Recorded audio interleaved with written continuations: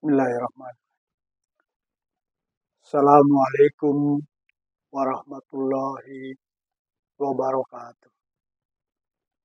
Kami masyarakat awam kembali lagi dan terus memperhatikan kehidupan dan masyarakat kita sehari-hari. Mungkin sebagai peran aktif dari sebagai warga negara, walaupun tanpa sadar, terus kami mengundang tanya. Kami juga semakin terhenyak pada isu-isu yang mendasar tentang yang sedang ramai diperbincangkan, yang mungkin jadi konsumsi sehari-hari dan sangat mencengangkan, tentang korupsi di mana-mana. Kelihatannya seakan kita semua tidak ada efek jerah. Korupsi dilakukan secara masif dan vulgar, baik secara kuantitas maupun kualitas, atau banyaknya di mana-mana korupsi, dan juga besaran dana yang dikorup oleh bahkan pejabat-pejabat yang seharusnya mereka dititipkan tanggung jawab dan amanah. Nah, makanya kita semakin sadar, jauh semakin sadar, apakah kita masih berakal sehat, atau mungkin kita juga sudah ikutan jadi dungu, yaitu istilah yang sering juga kita dengar. Tanpa sadar kami juga dipaksa untuk terus belajar, memahami kondisi yang ada. Tentunya walaupun berbagai keterbatasan kami juga sebagai masyarakat awam, dan dengan kegelisahan terus-menerus semakin menguat. Dengan melihat dan mencermati korupsi yang memang juga sudah menjadi isu, walaupun di mana-mana, bahkan di negara-negara yang berdasarkan indeks transparansi internasional juga. Kita masih di urutan 50, di bawah 50 skor dari 2/3 pada 2023. Ini menandakan bahwa korupsi merupakan masalah yang sangat serius. Sebagian besar negara-negara juga di dunia. Di tahun 2020 saja mungkin 579 kasus korupsi telah ditindak. Mungkin sebanyak 8,63%. Ini sangat miris. Misalnya muncul lagi pada korupsi di PT Timah. Ini telah menarik perhatian karena jumlah tersangka dan jumlah besaran kerugian negara yang sangat besar, yaitu mencapai 271 T atau 271 triliun. Ini baru perusakan lingkungannya saja. Belum lagi besaran nilai material tambangnya atau timahnya. Jika benar-benar korupsi ini terjadi, maka kita adalah negara yang betul-betul tidak memanfaatkan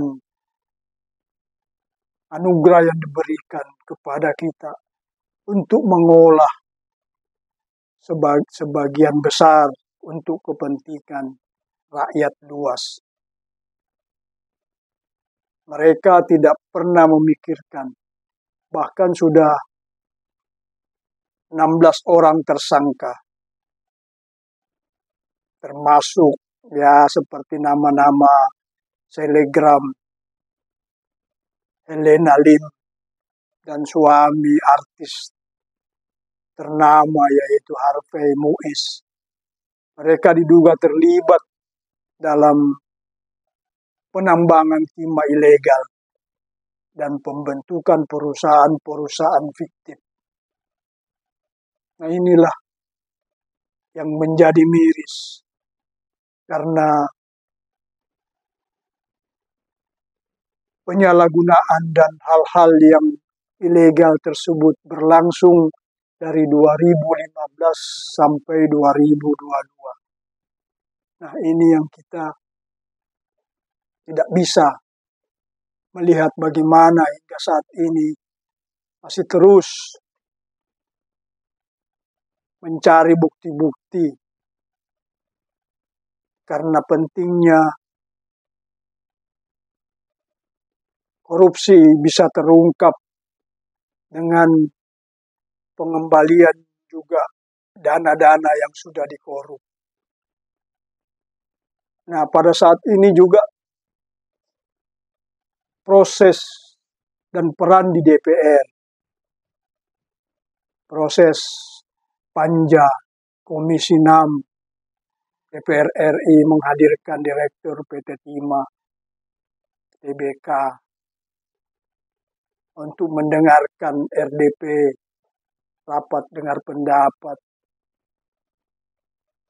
di DPR.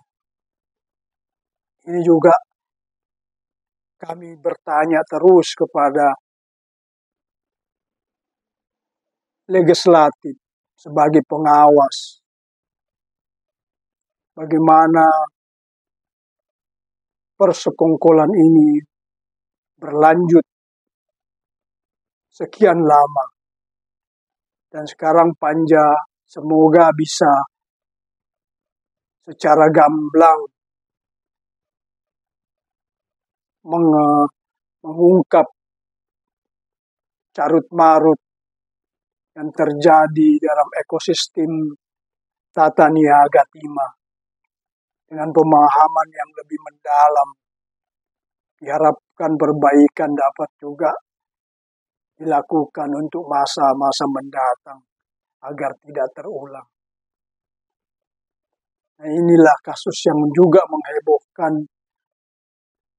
dan masih terus terpapar dan terpampang di setiap media-media pada kasus Kementerian Pertanian atau Kementan yang melibatkan seorang Menteri Pertanian, yaitu Pak Syahrul Yassin Limpo atau YSL, telah menarik banyak perhatian orang dengan jumlah dana gratifikasi sebanyak 44,5 miliar dan dugaan korupsi di Kementan juga pada rentan waktu 2020 hingga 2023. Diduga SYL memeras para anak buahnya hingga miliaran rupiah untuk kepentingan pribadi dan keluarga. Ini yang lebih lucu lagi, Pak. Kasus terungkap menggunakan uang Kementan yang memberikan tunjangan hari raya atau THR kepada pekerja-pekerja di rumahnya. Kemudian yang lebih miris lagi, keluarga, kakak, cucu, dan bahkan seorang biduan dangdut ikut terseret dalam pemeriksaan kasus dugaan korupsi di Kementan yang dilakukan oleh SYL. Ini memang agak rumit karena dana operasional menteri atau DOM yang bersifat sangat fleksibel sebetulnya digunakan oleh para menteri. Katanya sesuai dengan diskresi mereka. Penjelasan bahwa pemerasan oleh SYL untuk kepentingan pribadi dan keluarga sudah keterlaluan. Apakah mungkin aturan yang perlu dibenahi sehingga adanya dana-dana operasional yang digunakan betul-betul jelas dan dapat dipergunakan sesuai dengan peruntukannya. Karena semua informasi di atas menggambarkan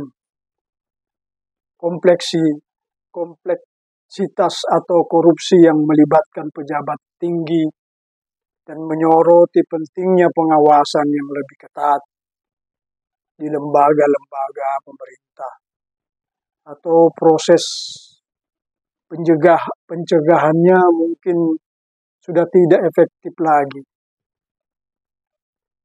karena kita sudah juga melawan lupa KPK sebagai lembaga yang harusnya tampil untuk mengungkap dan mencegah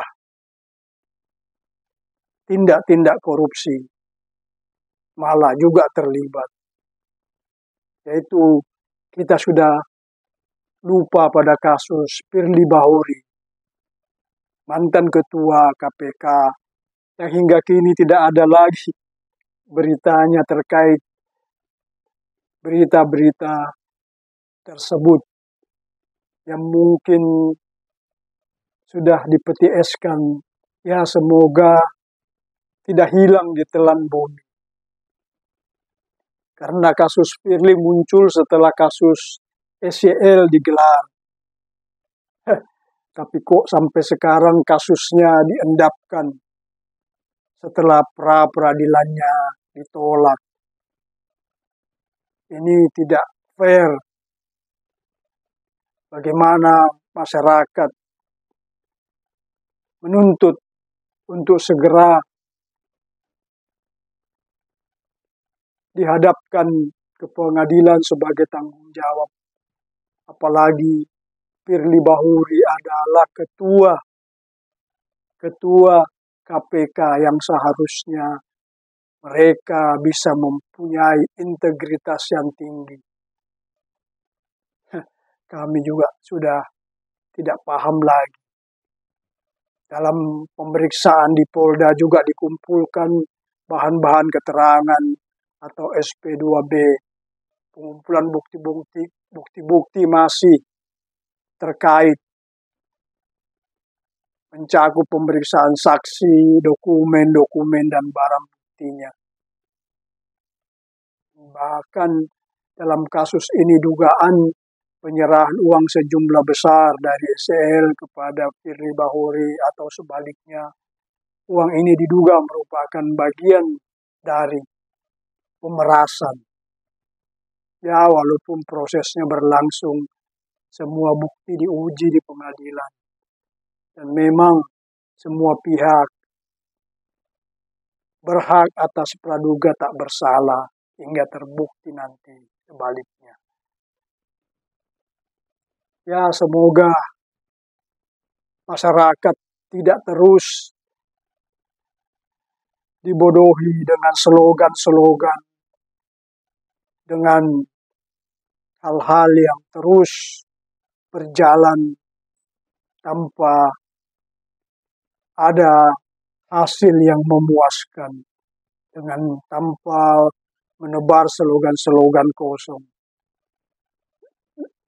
Kejelasan pada kasus-kasus tersebut, terutama pada KPK untuk lebih transparan lagi, agar KPK lebih berinisiatif dan tidak punya beban-beban, karena ketua KPK sekarang sudah ditetapkan sebagai tersangka dan diberhentikan sementara oleh presiden dan diganti pejabat sementara. Dan ini penting, integritas dan transparansi dalam penegakan hukum, serta perlunya pencegahan korupsi di lembaga-lembaga negara. Semoga kasus-kasus ini tidak dipolitisasi lagi, karena bermunculan lagi korupsi-korupsi pada beberapa pejabat, seperti pejabat bea cukai yang ramai terjadi di mana-mana. Ini kan menyangkut pemasukan uang negara, karena dirjen atau pejabat-pejabat bea cukai itu langsung di bawah Kementerian Keuangan. Nah, ini kan bisa kok menjadi bancakan, menjadi bancakan hingga menjadi keuangan pribadi-pribadi. Dirjen bea cukai atau pejabat-pejabat bea cukai di daerah semua memamerkan kekayaan secara vulgar. Nah, ini fenomena apa lagi tentang korupsi yang merajalela di mana-mana. Maka kami terus bertanya, masih efektifkah pemberantasan korupsi yang dengan masih terus memerlukan sistem peradilan yang dapat menghukum pelaku kejahatan dan menjaga otoritas pemerintah tetap terkendali. Nah, makanya independensi lembaga-lembaga dalam penegakan hukum juga menjadi prasyarat penting dalam memberantas korupsi. Inilah waktu yang tepat sebenarnya untuk mengakhiri impunitas korupsi dengan memastikan bahwa sistem peradilan berfungsi dengan baik. Tentu kita berharap pada pemerintah yang akan datang atau yang baru, terlepas nanti siapa saja sebagai penentu kebijakan yang akan datang, dapat berkomitmen dan serius untuk menuntaskan dan mencegah kejadian-kejadian yang terus berulang. Untuk itu kita melihat kesungguhannya pada kasus-kasus korupsi yang sedang terjadi dan yang akan terjadi, di mana peran KPK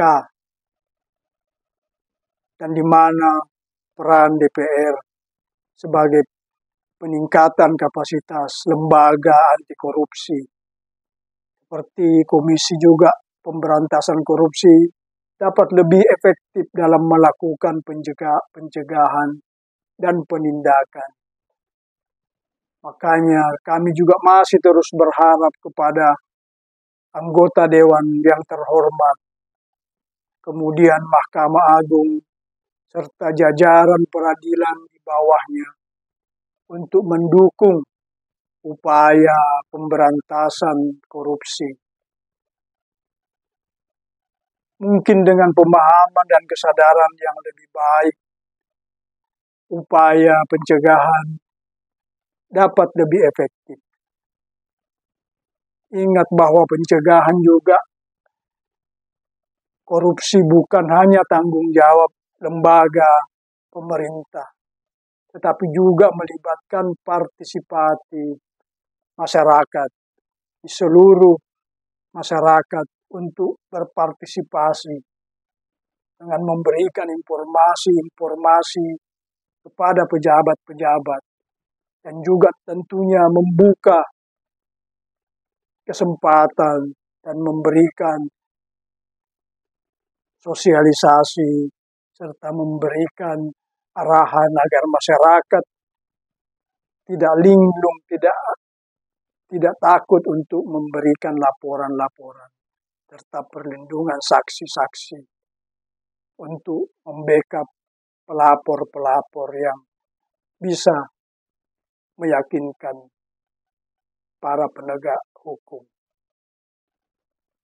Semoga dengan langkah-langkah dan usaha-usaha yang maksimal kita dapat membangun negara yang bersih dari korupsi dan memberikan dampak positif bagi keberlangsungan hidup berbangsa dan bernegara.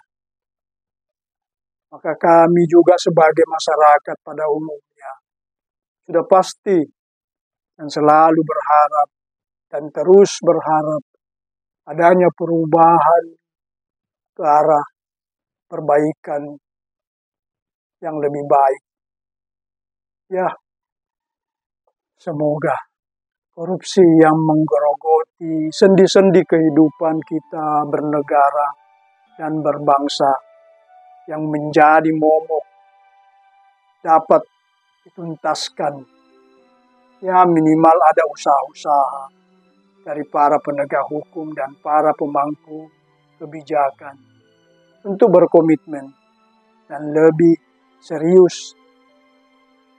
Tidak hanya menebar slogan-slogan kosong, tetapi masih terus berlanjut tanpa ada efek jerah.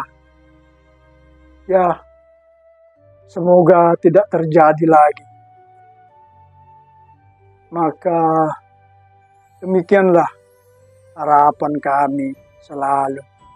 Dan semoga pemangku kebijakan dapat mewujudkan transparansi, akuntabilitas, dan integritas yang tinggi. Dan semoga itu semua kita masih selalu berprasangka baik dan berprasangka jernih. Dan untuk itu, kami akhiri dengan ucapan, wabillahi taufiq wal hidayah. Assalamualaikum warahmatullahi wabarakatuh.